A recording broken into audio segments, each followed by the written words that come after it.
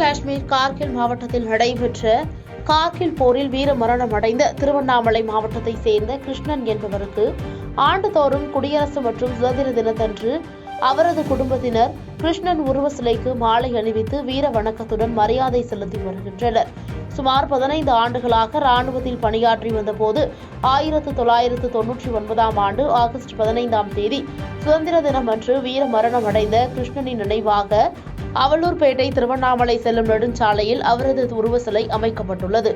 சிலைக்கு குடியரசு மற்றும் சுதந்திர தினம் அன்று மாலை அணிவித்து மரியாதை செலுத்தினர். இந்த நிலையில் குடியரசு தினத்தை முன்னிட்டு பொதுமக்கள் மற்றும் உறவினர்கள் கலந்து கொண்டு வீர வணக்கத்துடன் மரியாதை செலுத்தினர்.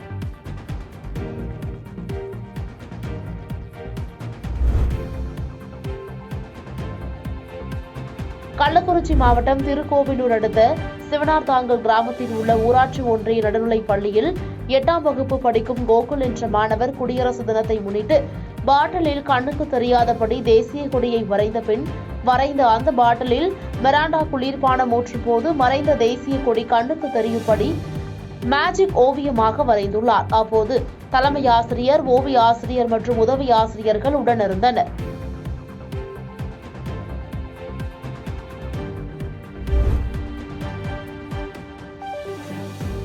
நாடு முழுவதும் 75வது இந்திய குடியரசு தினம் கொண்டாடப்பட்டு வருகிறது. இதன் ஒரு பகுதியாக தேனி மாவட்டம் போடிநாயக்கனூரில் உள்ள தீயணைப்பு மற்றும் மீட்பு பணிகள் நிலையத்தில் இந்திய குடியரசு தினத்தை முன்னிட்டு தேசிய கொடி ஏற்றப்பட்டது.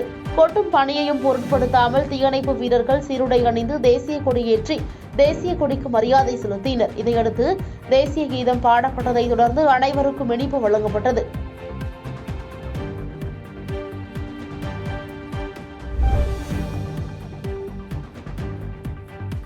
நாமக்கல் மாவட்டம் பரமத்தி வேலூர் தாலுகா கபிலர் மலையில் உள்ள பிரசித்தி பெற்ற பாலசுப்பிரமணிய சாமி கோயிலில் தைப்பூச தேர் திருவிழா கடந்த மாதம் 17ஆம் தேதி கொடியேற்றத்துடன் தொடங்கியது. இந்நிலையில் இன்று திருக்கோயில் தைப்பூச தேர் திருவிழா இன்று நடைபெற்றது. விழாவில் இரவு முதல் காவிரி ஆற்றின் தீர்த்தம் எடுத்து வந்து வழிபட்டனர். மறுநாள் காலை மயில் காவடி, இளநீர் காவடி, தீர்த்த காவடி நேர்த்திக்கடன் செலுத்தினர். இதனைத் தொடர்ந்து பக்தர்கள் கலந்து கொண்டு தேரை வடம் பிடித்து இழுத்து அரோகரா கோஷமிட்டு முழக்கமிட்டனர்.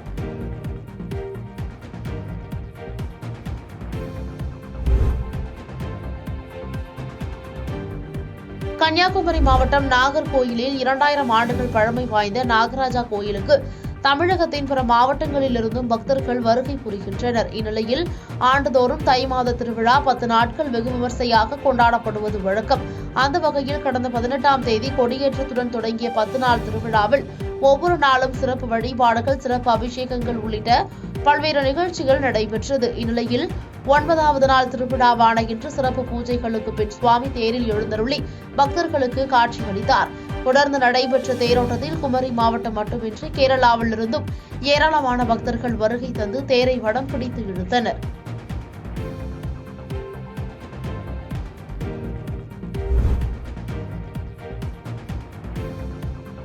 புதுக்கோட்டை புதிய பேருந்து நிலையம் அருகே உள்ள அரசு பார்வையற்றோர் பள்ளியில் 75வது குடியரசு தினத்தை முன்னிட்டு குடியரசு தின விழா கொண்டாடப்பட்டது.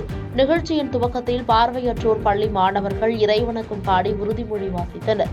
தொடர்ந்து சிறப்பு அழைப்பாளராக கலந்து கொண்ட மாவட்ட குத்துச்சண்டை கழக தலைவர் SPS ஜெயக்குமார் தேசிய கொடியேற்றி வைத்து மரியாதை செலுத்தினார். பின்னர் மாணவர்களுக்கு பேச்சு போட்டி, பாட்டு போட்டியில் அனைவரும் ஆர்வமுடன் கலந்து கொண்டு தங்களது திறமைகளை வெளிப்படுத்தினார்கள். இதில் கலந்து கொண்ட அனைவருக்கும் பரிசுகள் வழங்கப்பட்டது.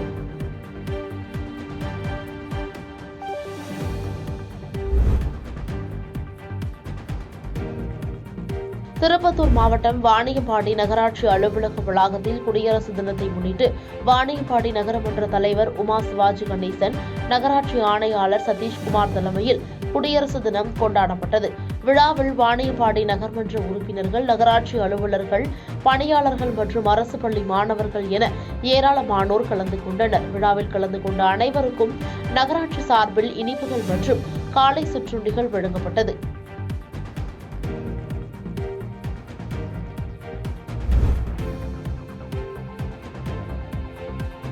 மயிலாடுதுறை மாவட்டம் தோப்புத்தெருவை சேர்ந்தவர் விக்னேஷ் என்பவர் வெளிநாடுகளில் புகழ்பெற்ற கலையாக விளங்கும் சன்லைட் பர்னிங் உட் ஆர்ட் என்ற கலையை, சன்லைட் பர்னிங் வுட் ஆர்ட் என்ற கலையை ஆசியாவிலேயே முதன்முறையாக இந்தியாவில் அரங்கேற்றி வருகிறார். இந்நிலையில் இவர் தஞ்சாவூரில் அமைந்துள்ள மத்திய அரசின் தென்னக கலை பண்பாட்டு மையத்தின் சார்பில் காரைக்காலில் ஏற்பாடு செய்யப்பட்ட நிகழ்ச்சியில் 25 மாணவ மாணவிகளுக்கு சன் வுட் பர்னிங் ஆர்ட் குறித்து பயிற்சி அளித்தார். அப்போது 3 நாட்களில் 15 மணி நேரத்தில் அசோகா சக்கரத்தை தத்ரூபமாக வரைந்து அசத்தினார். இவரது கலை திறமையை கண்டு வியந்த மாணவர்கள் அவர்களுக்கும் சிறு சிறு ஓவியங்களை சூரிய ஒளியில் வரைய பழகினர்.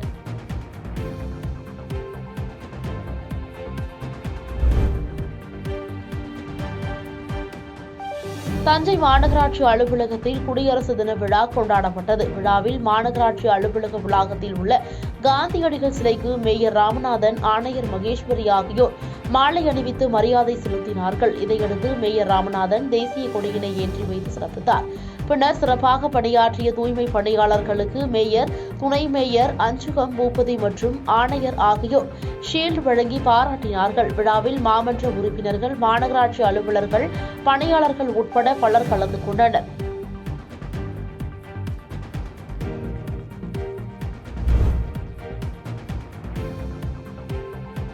பெரம்பலூர் மாவட்ட அதிமுக சார்பில் மொழிபெயர் தியாகிகளுக்கு வீரவணக்க நாள் பொதுக்கூட்டம் பழைய பேருந்து நிலையத்தில் உள்ள மேற்கு வானொலி திரளில் பெரம்பலூர் மாவட்ட கழக செயலாளரும் முன்னாள் சட்டமன்ற உறுப்பினருமான இளம்பை தமிழ்ச்செல்வன் தலைமையில் நடைபெற்றது. அப்போது பேசிய அவர், திமுக தலைவர் ஸ்டாலின் தன்னுடைய அமைச்சர்களை ஊழலில் இருந்து காப்பாற்றவே பாரத பிரதமர் மோடியை சிவப்பு கம்பளம் விரித்து வரவேற்பதாக குற்றம் சாட்டினார். வருகின்ற நாடாளுமன்ற தேர்தலில் 40 தொகுதிகள் நாம் வெற்றி பெற கட்சி நிர்வாகிகள், தொண்டர்கள் பாடுபட வேண்டும் எனவும் தெரிவித்தார். இந்நிகழ்வில் முன்னாள் நாடாளுமன்ற உறுப்பினர் சந்திரகாசி மற்றும் கட்சி நிர்வாகிகள், தொண்டர்கள் உள்ளிட்ட ஏராளமானோர் கலந்து கொண்டனர்.